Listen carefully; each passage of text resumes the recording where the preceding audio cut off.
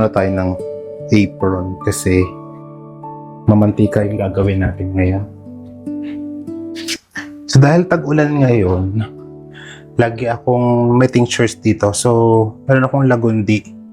Medyo sinisipon ako. So wait. Pero ba akong nasali na lagundi? So ito yung tinctures ko na nasali na. Malunggay pala to.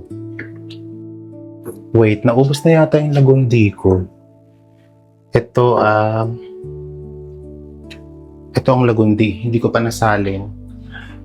I mean, naubos ko na yung lagundi nung una. Madalas kapag may hindi magandang pakiramdam. Ito naman yung turmeric or yung so yan, yung tincture. Hindi ko to binibenta yung tinctures. Personal use ko to. Complementary healing. Ayan yung mga iba't ibang tinctures ko dito. Kapag kailangan, kukuha lang ako dito. Tapos dito rin yung iba. Ito rin yung room na kung saan nilalagay ko lahat ng mga gatdiwa items. Ngayon gagawa tayo ng isang klase ng oil. Pero ang dami ko nang hinawakan bago makarating sa kwarto na to. Nagbukas na ako ng pintuan. Kaya nagwantes ako. Pero madalas talaga hindi talaga ako nagagwantes kasi naguhugas naman ako dahil pag malapit ako sa tubig or may tubig na supply sa paligid. So ang gagawin natin today ay gagawa tayo ng langis ng gumamela. Actually, ang hibiscus o yung gumamela, matagal na akong gumagamit ng mga gumamela related na mga bagay-bagay mula sa pagtsatsaa, personal healing, at saka pagkain. Bata pa lang ako, ginagawa na namin tong candy. Since hindi na ako pwedeng kumain ng matatamis ngayon, hindi na ako pwedeng gumawa ng candy nito. Pero bata ako, ginagawa namin candy to, ginagawa namin parang pag naglalaro kami ng bahay-bahayan dati, gumagawa kami ng mantika gamit ito, at yung bunga naman ginagawa naming toyo. Tapos gumagawa din kami ng mga palobo. Alam niyo yung parang hinihipan-hipan, basta yung palobo ginagawa din namin to. Pero ginagamit din namin tong parang shampoo. So that time hindi ko pa alam na kung gaano siya kaimportante, pero yung pala ang mga gumamela, actually maganda siya pang condition ng hair mo, at saka parang shampoo na rin siya. Maganda rin siya sa skin kapag medyo dry yung skin mo. So ihahalo mo siya sa oil or sa coconut oil. So yun yung gagawin natin ngayon. And please take note ha, kung gagayahin nyo to, make sure lang na mag-patch test kayo or mag-patch test kayo sa katawan, baka mamaya allergic kayo sa gumamela. Hindi naman kilala ang gumamela na nakakapagbigay ng allergy, pero mahirap na baka kasi nagkataong isa kayo dun sa mga rare cases. Itong pollen part, pollen nga ba? Basta ito, hindi ko to sinasama. Kasi kapag ginawa natin yung langis ng lana or langis ng nyog, magiging sagabal to, magkakaroon siya ng residue, so mahirap siyang tanggalin. Pero kayo kung gusto nyo, pero hindi ko na sinasama. Yung petals lang, tatanggalin natin. So medyo hihimay-himayin lang natin siya ng bahagya. Ayan. Yung dahon din, konting dahon, pwede rin siya. Pero wag naman puro dahon na lang. Mas maganda kasi kung may bulaklak talaga. Actually, maganda to gumamela oil. Ginagamit ko to siya ngayon or gagamitin ko siya dahil tag-ulan ngayon, meron akong scalp allergy na kapag masyadong malamig yung temperatura, nagda-dry yung scalp ko. And madalas gumagamit ako ng oil, pero hindi araw-araw kasi magiging magkakaroon ng build up. So at least thrice a week or twice a week, depende sa sitwasyon. Ang kulot yung buhok ko ngayon. Kaya kapag wala siyang oil, ngayon wala pa akong oil, medyo kakaligo ko lang, kaya medyo relax pa siya. Pero pag sobrang tuyo na siya, buhaghag na yan. So yun yung isa sa mga dahilan kung bakit ko ginagamit ang gumamela oil. Tapos, maganda rin siya na pamuna sa katawan, parang pang body honoring siya. So sa spiritual part naman, nakakapagpahalina din siya. So kung gusto mo na medyo gumanda yung usbong mo o yung aura mo o yung parang sabihin na natin yung spiritual body mo, mas mag-glow siya or mas ma-bless ka yung body mo. Isa sa mga oils to na pwede mong gamitin para i-honor yung katawan mo. Like literally from head to toe. May mga allergic sa pollen, kaya kung allergic ka dyan, ingat ka na lang, mag-mask ka. Okay? So pwede kayong gumamit ng tuyo na gumamela. Ako ngayon hybrid kasi gamit tayo ng tuyo. Ito. So, meron din ako. Ito ginagamit ko sa for tea. Ito naman, actually, ito pwede siyang gawing tea. Pwede mo pa to siyang gawing tsaa.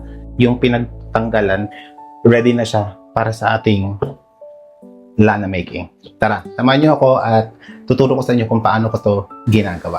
At kahit malakas ang ulan, nagpunta pa rin ako ng palengke para bumili ng 3 piraso ng niyog. Pinapigaan ko na rin to.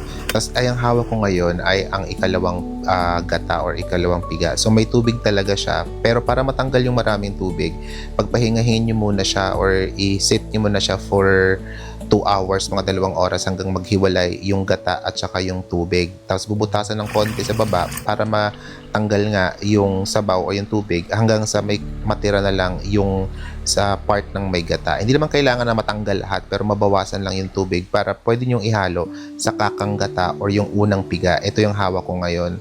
So may konting tubig siya, hindi natin tatanggalin yan dahil importante rin na mayroong konting tubig para pag uminit na, hindi agad matututong yung gata. So may tanahon pa siya para kumulo ng konti or kumulo ng bahagya.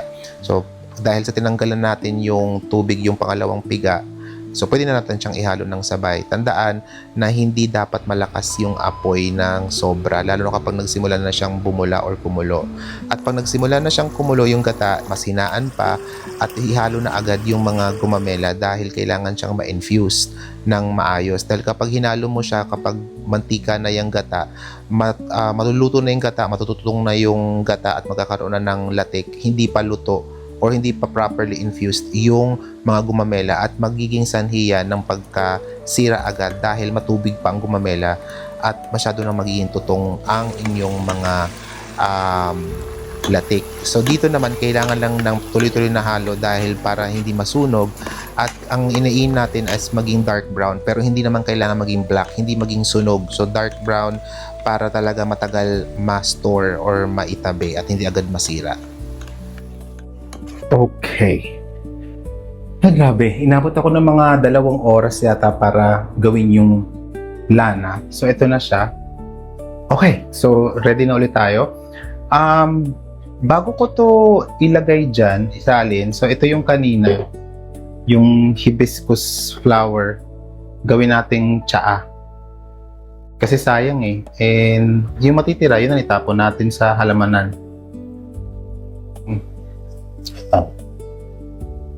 Kapag dried siya, mas mabilis siyang kulay sa tubig. Pero, aka lang.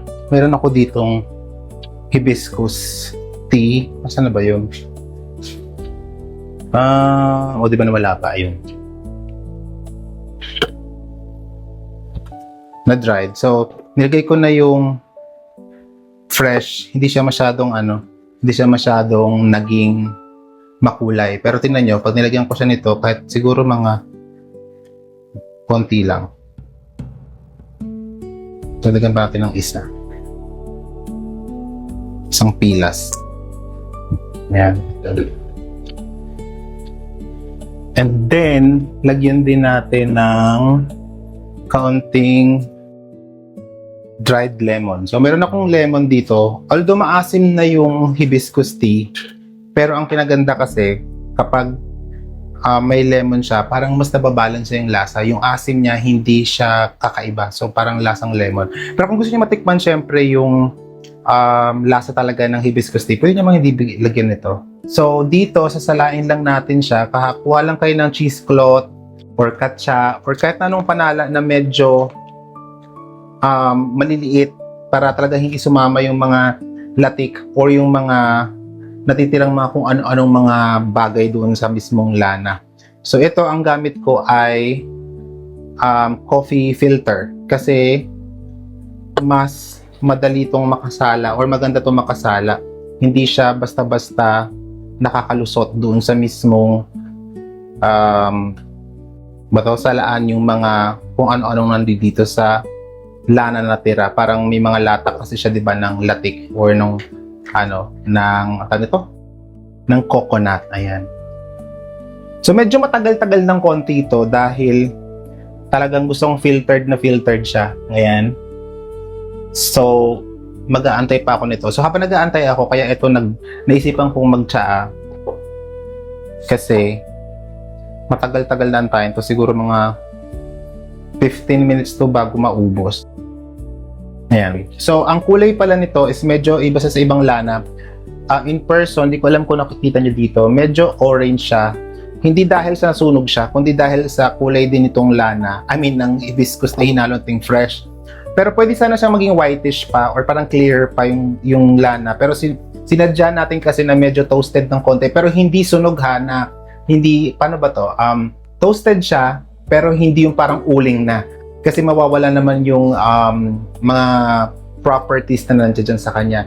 So, kaya lang siya naging masyadong kakaiba yung kulay dahil nga madami tayong nilagay na bulaklak or ng gumamela. So, sa paglagay naman ng gumamela, wala namang specific na dami. Pero pagdating sa bilang, traditionally, ang ginagawa namin is odd number. So, parang hindi siya eksakto. So, for example, 3, 7, siyam, ganyan. Ang mahalaga lang dito, wag nyo lang i-over mix ng masyadong maraming bulaklak yung mismong gata. Dahil kapag nangyari yon, konti lang yung oil ninyo tapos baka masyado ng madaming langis na hindi masyadong na-filter para maging malagkit siya dahil sa bulaklak. So be careful lang na wag masyadong marami. Tansyahin nyo lang. Again, kung susundin nyo yung traditional na pagbibilang sa mga dahon, parang may spiritual touch talaga siya, maganda odd number yung bilang ng mga bulaklak na ilalagay ninyo. Hindi petals kundi yung mismong actual na bulaklak.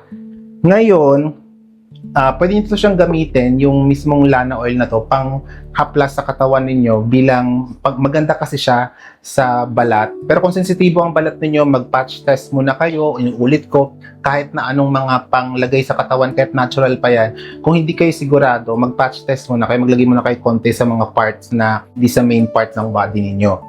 Tapos, syempre, ang maganda, lagi yung tatandaan na malinis yung pagkakagawa para hindi agad ma-spoil.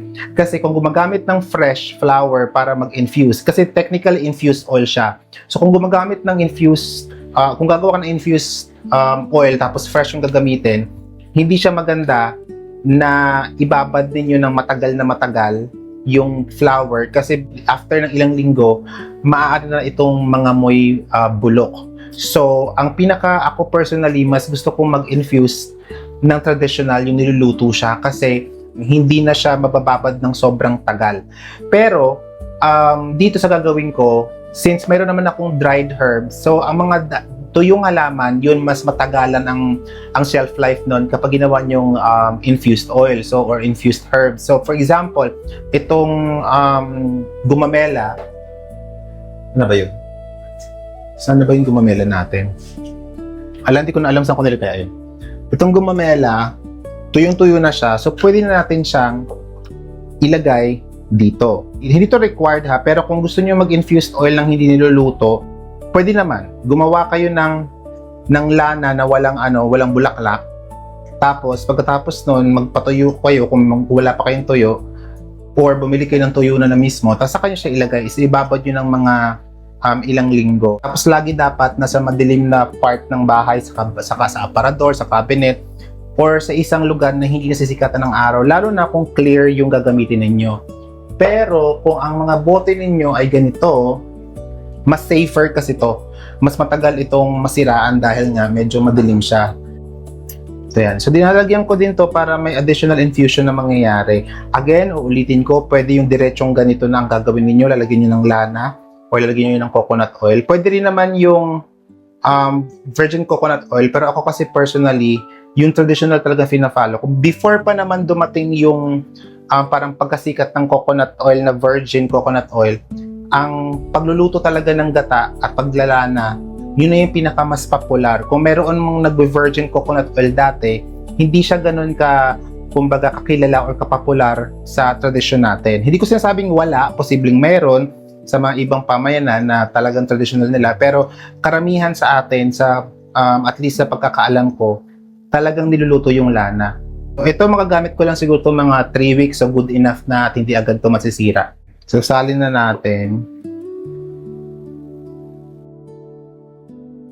Okay, perfect. Sakto na nga. So, ulitin ko lang, pwede niyo itong gamitin sa buhok, sa balat, na para maging parang moisturizer ninyo sa katawan, parang kumbaga lotion. Pero wag masyado wag pa araw-arawin.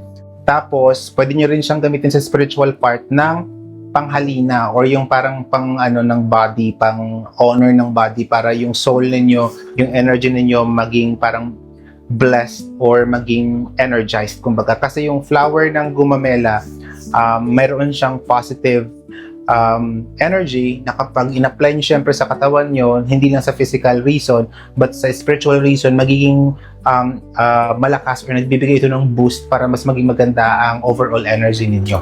Yun. Pero kung ayaw nyo ng mga ganong may spiritual part, edi gamitin nyo lang sa buhok ninyo at maghaplas-haplas lang kayo. Pwede rin pang hilot kasi oil naman siya. So ito ay personal kong ginagamit. So nasa sa inyo na yon kung kailangan yung gusto nyong gawin. Pero make sure lang kung may sensitive skin, ulitin ko ulit, paulit-ulit na ako, mag-patch test. Tapos lalo na kapag meron kang sensitibong sakit, kahit na complementary healing process ito, mas better pa rin kung kumonsulta kayo sa mas eksperto. Kasi binabahagi ko lang sa inyo yung mga ginagawa ko na personal tungkol sa natural living ng mga paraan ko.